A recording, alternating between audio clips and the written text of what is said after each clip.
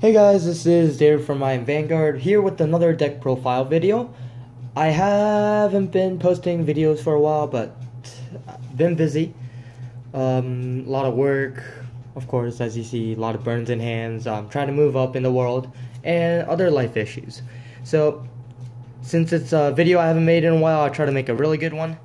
Alright, and as you see in the title, it is the Tsukuyomi deck. I actually received this deck as a trade, which I've been enjoying a little bit. I think there are some flaws to it. It is a little lower tier. It is a little hard to use, but this is actually one of the decks where you have to put your thinking caps on, which is really effective. I will show you some tricks with this deck that I've learned from my friends to learn how to play this deck. As a starter, of course, you run the Raichain, Gohawk, Ichi, Byoshi. Going to the grade 3 lineups, of course you are going to run the 4 Tsukuyomi Raichains. Tsukuyomi Raichains you do want to ride nowadays.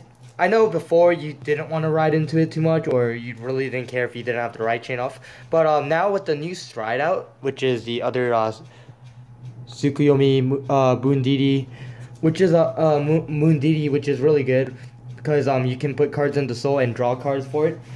I mean, it's going to really pay off. You're going to get your Raichain off with Tsukuyomi, so this is a must that you have to ride into. And of course, I know people don't use this effect, but the funny thing is this deck doesn't really require too much Counterblast. So you can actually use his second ability where you can Counterblast 2. If you have 6 or more in the Soul, choose a card from your hand and draw 2 cards. Really effective. I mean, you get an expert card. So, I mean, it's better than nothing. You can fix your hand a little bit, which I do like about this deck because you can actually fix your hand. I do run the 4 Susanos. Susanoo's really nice. She is a really good backup. Of course, 1, she's 11k, which is better than the 9k when Tsukuyomi doesn't get a Raichain off. 2, she has an ability when I stride, which is the Counterblast 1. When your G unit strides, you may search your deck. Look at the top 2, search your deck, and put the other one at the bottom. So this actually helps with the stacking. So stacking is really going to help a lot, which is really nice. And then, of course, it has this GB2 ability, which, if the number of your hand is 4 or more, just gets a crit and a 5k. So, I mean, it is better than nothing, is honestly my opinion. And I think that this card is really effective in this deck because of the fact that you know you're stacking cards. And, of course, that it gets the extra crit when you need it at the towards the end game. Going to the grade 2 lineups, I am running 4 of the grade 2 Tsukuyomi, which, I mean, it's pretty obvious to run. Make sure you guys don't forget his ability to soul charge if you need to.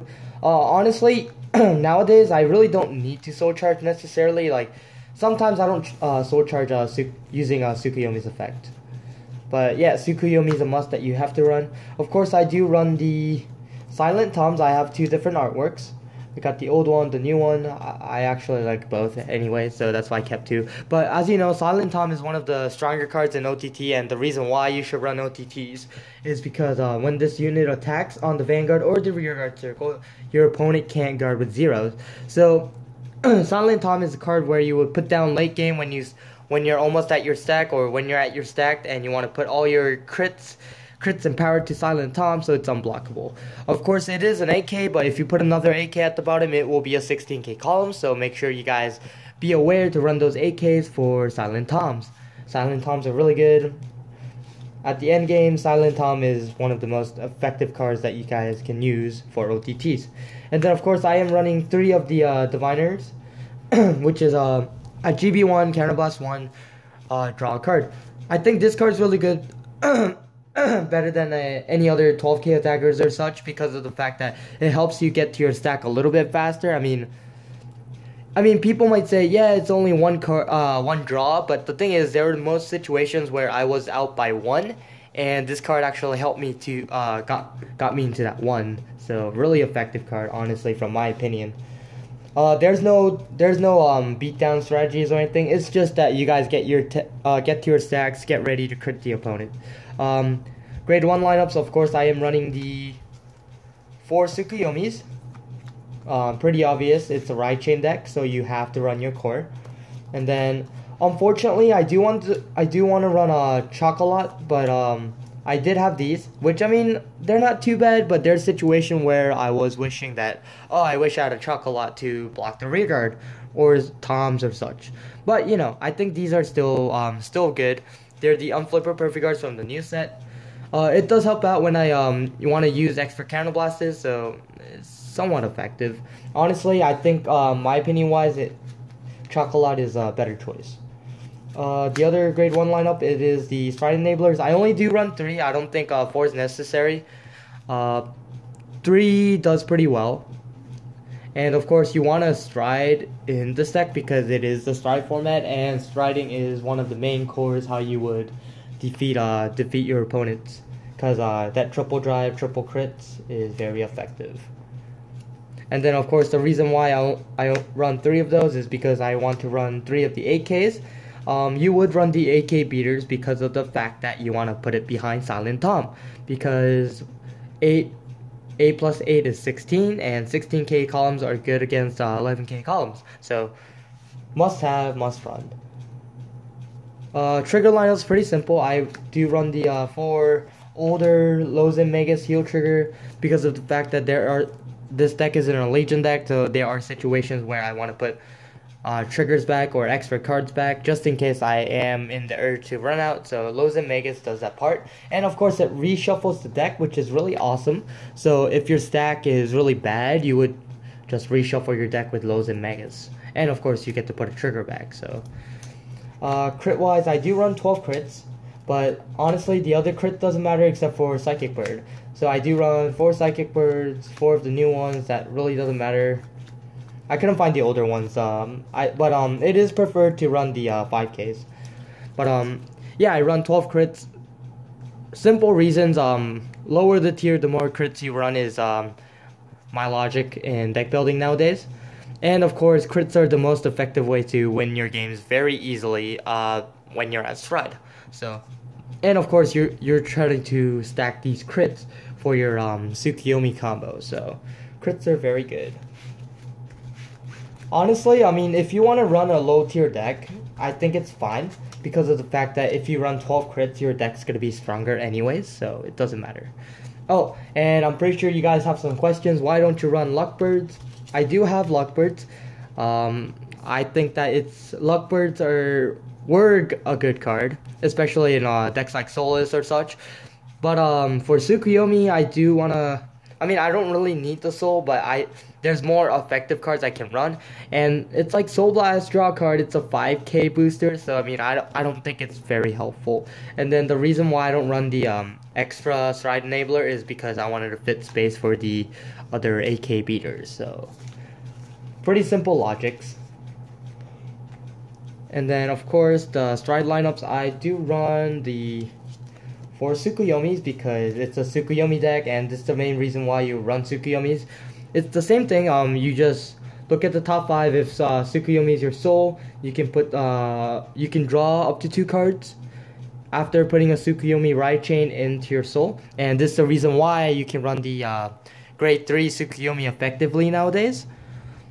And of course, you'll put the 3 back at the bottom, so you're just stacking more cards. I do run 2 of the Sword DD of the Thunderbreak, which is really good. Counterblast 2, 4, draw 2, put 2 back at the bottom. I mean, it just stacks your deck a little better, which is really nice and gives you extra cards. And it combos really good with Susano, which I think Susano is... I mean, if I was running a separate Susano deck with a Coco... I would run more of this, of course, because this card is really good with Susano. Just gives you more cards and more stacking. And then, of course, I run 1 of the Kirins and 1 Atmos. The reason why I do run the 1 Atmos is instead of Blizzard and such, because I think Atmos is really good because of the fact that late game, you have like a Counterblast left, you have nothing else to use, you don't want to draw cards or anything. You would just push for damage, and Atmos will do that part perfectly. Especially towards the late game when you stack your cards or stack your deck, you know that triple crit or double crit is coming, and you wanna make sure the opponent is run out of perfect cards, or give them big numbers so they would force out the perfect cards, so you can put out your other extra extra bonus crits to your Toms or any of the rear guard. So I think Atmos is really good for that reason. But for deck profiles, that's pretty much it. I'm just gonna show you the ideal columns that you want to have with this deck. Be right back. Oops. Alright guys, I'm back. I set up the field a little bit just to show you an ideal field, what I would like to have towards the end game. Of course, you want to have a booster. Of course, at this situation, you want to try to get into a Stride. Like I said, you want to get into a Tsukuyomi, or you want to get into an Atmos, or Kirin.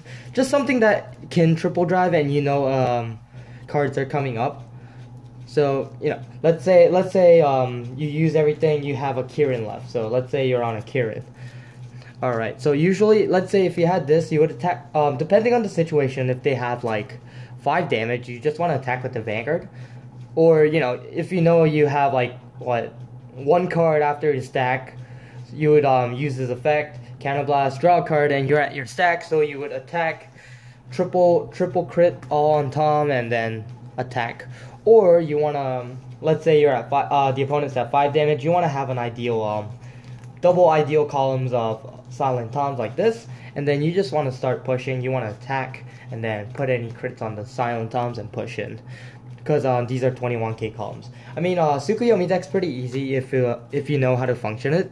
And then of course, like, if you, well, I guess memorization doesn't really have to do anything, but I guess it does somewhat, because you have to know at least somewhat of a feel that, oh, okay, I think I'm pretty near my stack, so I want to try to pressure the opponent towards this time, or towards this endgame kind of thing.